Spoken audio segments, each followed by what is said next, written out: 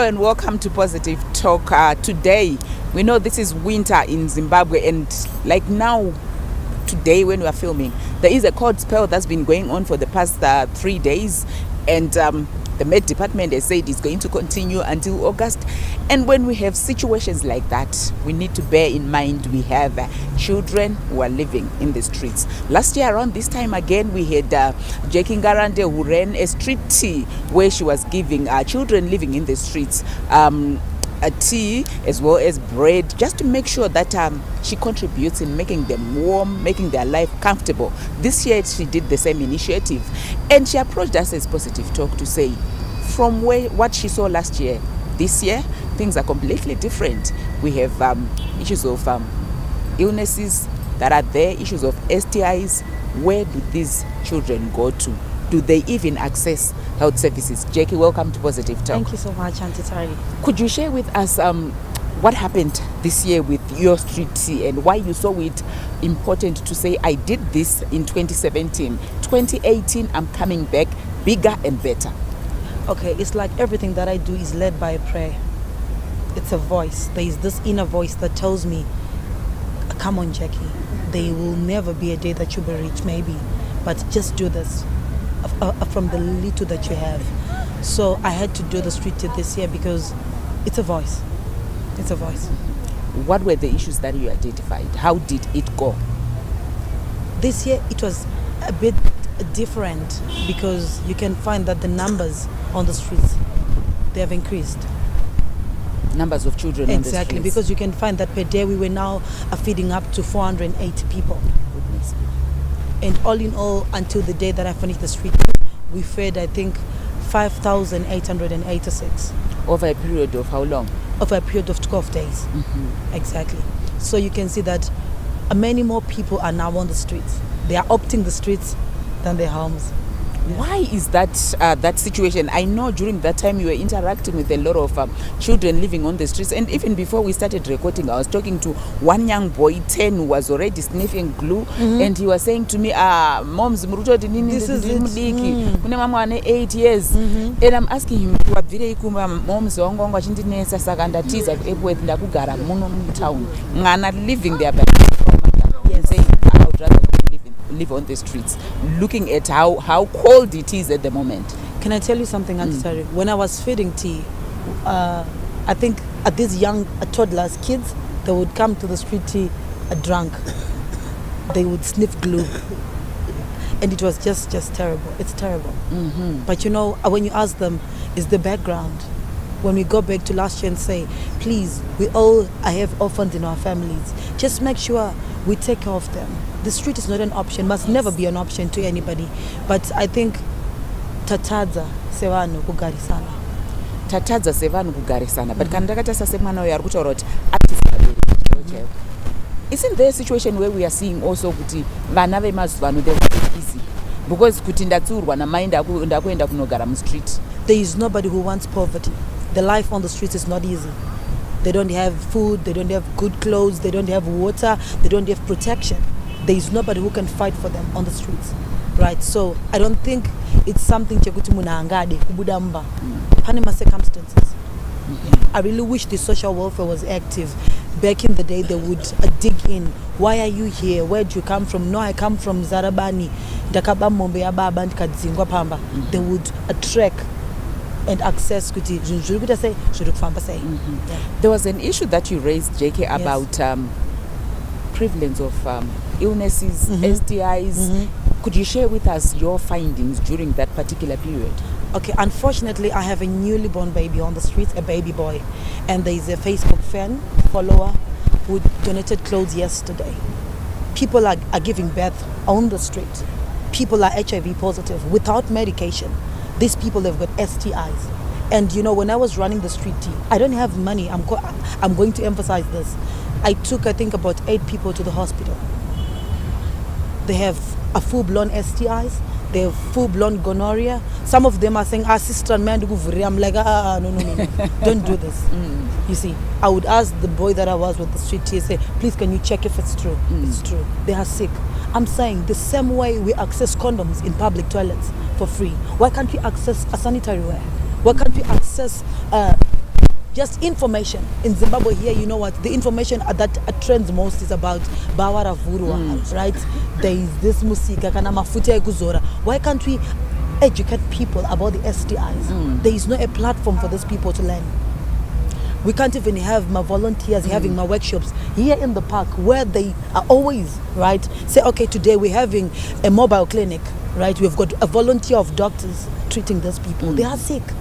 And I believe that a health is a right. It's not fair. So when you went to the hospitals, they were able to access treatment, issues of payment. How easy was it for you when you took them there? It's not easy because a treatment here in Zimbabwe, it's just to access health. They need money. A card needs $5, right? And the queue will be maybe from here maybe to 4th Street there, right? It's who you know to go in front, right? So you can see the process on its own. It will frustrate you. Yeah. Exactly. So kana wakatarisa vana.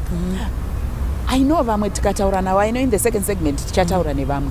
But I know there are organizations that have put in initiatives vamboedza kubvisa vana mumastreets. But vakaendeswa ikoko vari kudzoka futi. I know what in street is not easy. But vamwe vacho vanodzoka because that environment when they are looking at it, it's confining them. Hazvivanakidzi. Saka vanenge vakuda kudzoka zvakare mustreet. Unosvika pekuti unoti ndiri kuona kuti uyu anoda kubatsirika and akawana rubatsiro zvesho anoti ndoda kuenda kumba. I'll give you a very good example. One of this guy who was coming to the street, he was like, sister, can you please buy me a bucket? I said, bucket turikudi ne sunlight because ndotanga kugeza mota. As I speak to you right now, this person arugeza mota kari kunaka goi, right? Poita vamwe amai vakati no inini ndine mwana, vane mwana mcheche pa street and mwana uyu vanogona kuti if you watched my lives, she said she removes the baby's clothes and wash them. Dzichioma mwana anenge asina kupfeka, right? She said, I only want $20 to start a business. I'll be selling cigarettes, I'll be selling maputi and my sweet. I'll be able to survive and I can pay for rent, which is about $15 in airport. So these people, they need opportunities, right? Munhu pa street ada kubva, right? Tikavapa mabasa, tikavapa azvokuita. They want to leave the street. They were not born here. They don't want to stay here. But hapana ma opportunities achona. We can only try mbichana. Some of them was like, sister Nina, I'm a driver, don't go the license. Please, can I get a license? I'm sure I can be a combi driver. They really want, but it's just kuti. Hapana a platform now. Just like, I wish there was a ministry of those people that are on the streets. Yeah. Well, that's Jackie there sharing with us what she saw, what she witnessed when she was running the street. After the break, we're going to be speaking to some of the children who are living on the streets so that we get first-hand information from them. Join us.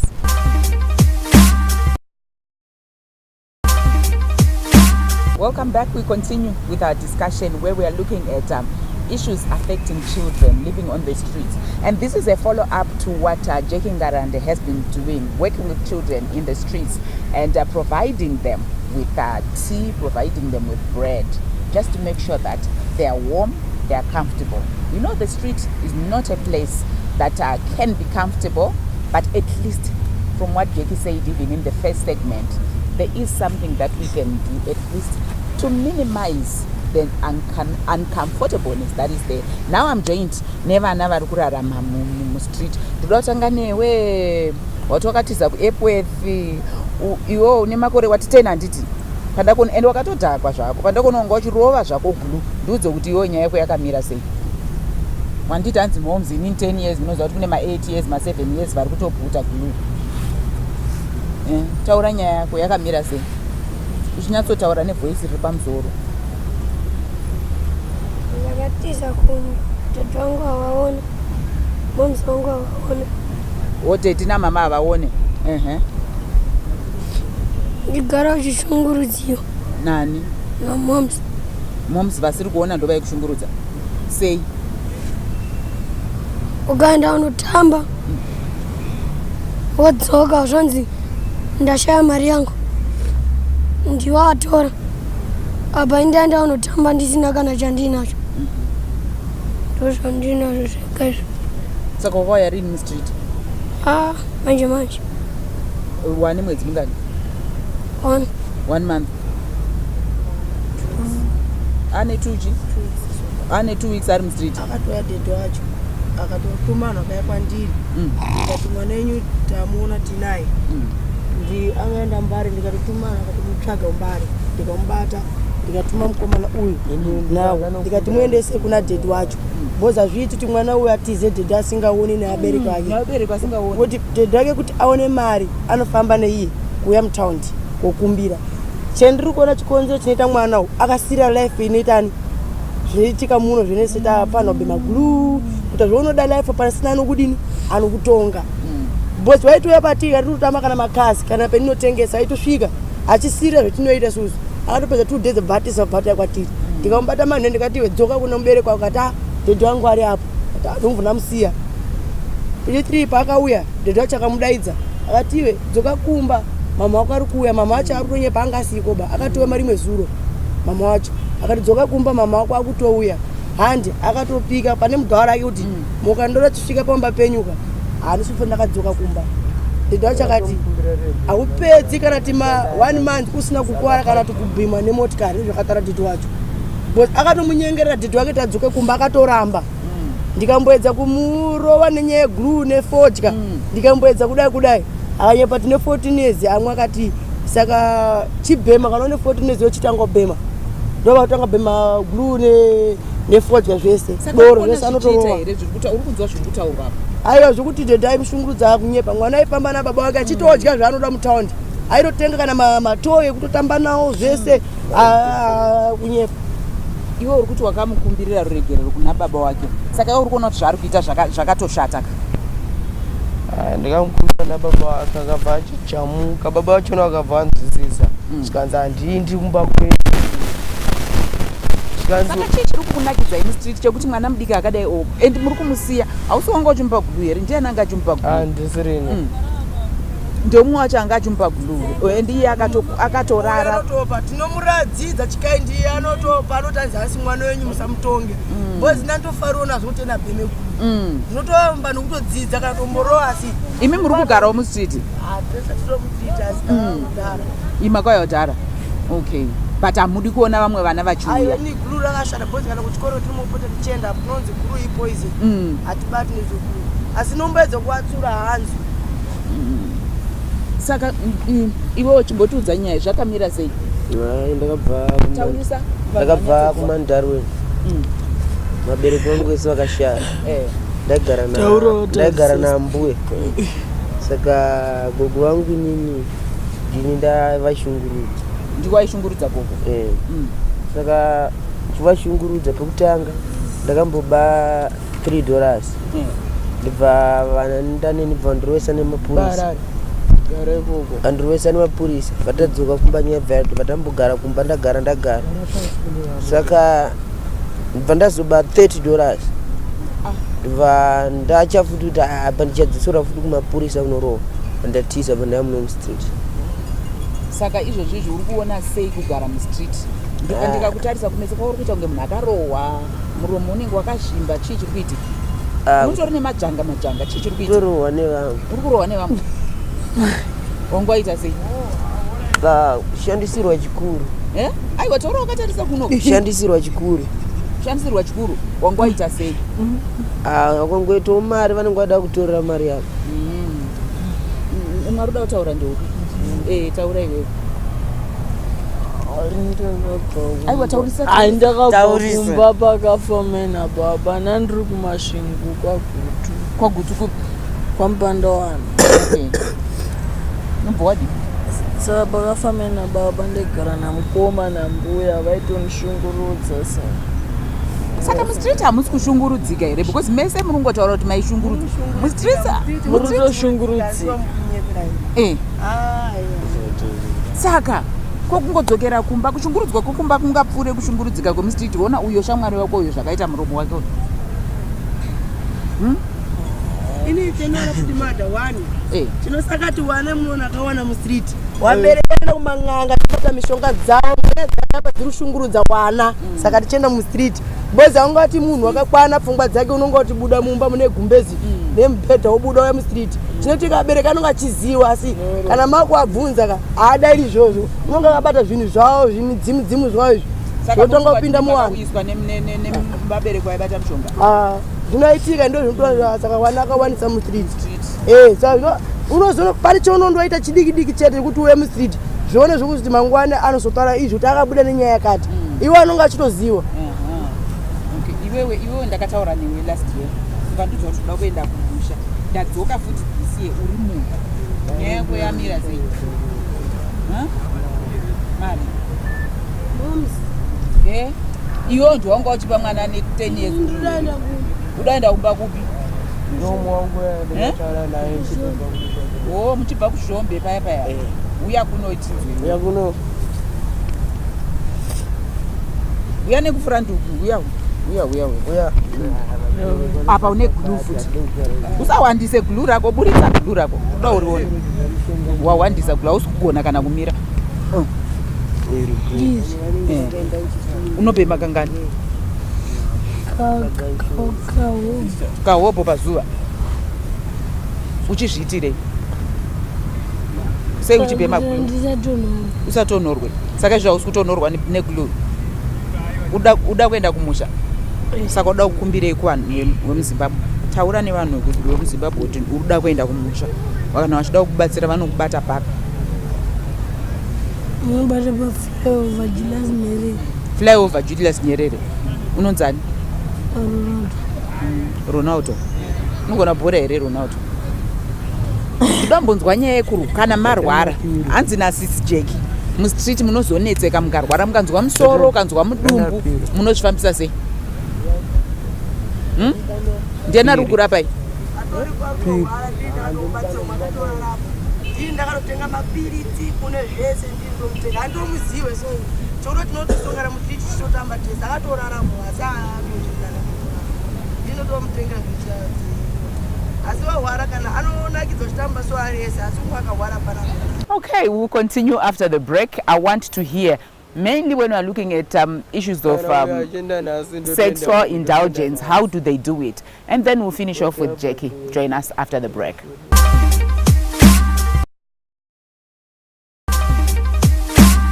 Continue with our discussion where today we are interacting with children living on the streets. Ndikudzwa iwewe ndachidangoenda kuna mama uchikubvunzwa but ndofunga mese nini makurara nevanhu here pabonde but pabonde hatirare tese but kudanana tinongodanana. Anogarawo mustreet? Anogarawo mustreet. Saka uchada kuzomurora? Ndinoda kumurora kuti agare achengete mai wangu ari kumavhu. Wakatiza? Ndakatiza chikoro kwete kutiza mai. Saka haungosingadi kuenda kuchikoro? Ndatova grade 7. Mama mungatitsanangurire imi mati magara mustreet nguva yakareba nyaya dzepabonde dzinofamba sei? Haina ndisizivi. Une makore mangani? Handizizivi 20 handizizivi. Saka hamuna mukomana? Haiva handisizivi. Ko iwe taura. Last year wakati une musikana iwe usade kuchinja? Nende ndinaye musikana asi pari zvino ndiandasiyana naye. Akaita sei? Zvaiva kuita zvandasingazvizivi. Munogenda pabonde here? Uda kunzwa kuti munozviprotecta sei nyaya dzepabonde? Zvepabonde hangu ndaita hangu zvepabonde asi mai zvabva ita unyanyi kuwanza ukomana. Okay, waishandisa protection here zvemakondomu wakambozvinzwa? Ndozvandaishandisa. Mai mawanepi? Ndaenda kuchipatara. Wakaenda kuchipatara wakapiwa? Pandikabva ndapatuka ndikaenda nomutest ndibva ndatestiwa. Saka ukawanikwa uri negative? Naiyewo? Iwe wakaendawo futi? Une musikana here iwe? Ndakaenda futi. Une makore mangani? 15. Wakuenda pabonde? Ndoenda. Nemusikana wako? Ane makore mangani? Ane 14. Ane 14. 14 ne15 makuenda pabonde? Muri kushandisa protection? Tikushandisa mabhuri. Mukushandisa sei? Maprotection. Uri kuwa mawana kupi? Notora kuchipatara. Makatonotora kuchipatara? Saka ukutoona zvichikunakidza ne15 years? Kuti ndakutova? Zvotonaka.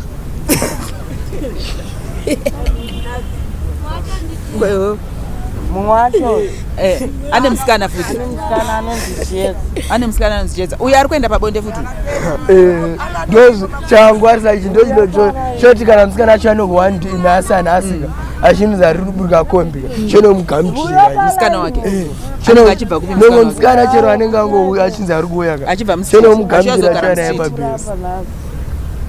une makore mangani naishamwari 14 watova expert yekuti musikana wese hanzi unenge uchingotora vasikana vari kuya nemakono ndiye vari kunyepa Ndiye, asi wakamboenda pabonde toda chokwadi wakaenda ramba iwe chiedza chiedza ndewauyu kona tashi nepamwe katenga ribasera natasha but wakamboenda pabonde pasi wakamborara naye ini ndautaura ndakaenda aichiita iorder inini musikana ndinayo Eh. asi inini pabonde ndoenda naye asi inini ndinotozviprotekta nemakondomu plus ndakaenda msimara wakapinda musimati wakaseka muzaizwa mozondanaopedzisanya kumbare but handi unoziva kuti kana even wakaseka musaizwa still unofanwa washandisa protection ndotoshandisa ndokuna mai vangu ikoko mabhuku ndokuna mai vangu Oh, you can hear the disorder that is there, the discussions that are there. But what is worrying is that young people as young as 14 years are already indulging, having sex amongst themselves. What's comforting is they're saying they're using protection, but their age is just something that we need to worry about as a country, as a community. We're going to be finalizing, concluding the episode, hearing from Jackie. She was listening to these kids, and as somebody who's taking this initiative of saying, I want to assist them, what does she see as a solution? Welcome back as we finalize and conclude this episode where we are looking at the experiences of children living on the streets. Jackie, we've spoken to young people. We've spoken to the young, the extremely young, as well as some who are mature. What's worrying for me is 14, 13 years. They're already indulging in sex. Yes, they are talking about they're accessing condoms from different places. What's the way forward? I've got goose pimples everywhere because I just can't believe what they were sharing. But that's the reality. Those are the lived realities on the streets. Yes, that's the reality. Where do we go from here? I think as a nation we have failed. When we fail these people, we have failed the next generation. Because you can see that there are 8 years old, 6 years old, newly born babies on the street. We have failed as a nation. We need to do something. If you're saying we need to do something, because what I'm looking at is like your street tea, it's an intervention that's tangible. What do we need to do? You are the one who interacts with them on a regular basis. Toita says Senyika. Panfana with a free health services for those people. There has to be a free health outlet, especially between Harare Gardens and African Youth Square, somewhere here along 2nd Street, where they can just get treated. They can access sanitary wear, they can access condoms, they can access anything that we, the able-bodied, access. Because, you know, uchiri kundinetsaka yesu wambotaurako ukati vamwe vana vanenge vanetseka kumba but pane vamwe vari kuita out of choice vekuti baba vari kutouya vachibhega kuti dzoka kumba but iye ari kuramba hanzi akaattractwa nezviri kuitika zvakare muno mustreet kutongoona vamwe vechidiki vachibhema akati ai zvinenge zvinonakidza todii ipapo pekuti vamwe vari kufunga kuti vakavaona ka zviri kunakidza. It's so early in the day but already vese they're intoxicated, vadhakwa kana kumira kwakunetsa. back in the day, what would happen? This type of a situation, a social welfare would intervene. Mwana no garwa nae pasi or counseling. Could no, this is not life. Kumba kwakadai. Kutokera kumba vanoda. Mwana wesa no furirika. We all have been there. But I'm saying the social welfare is supposed to intervene.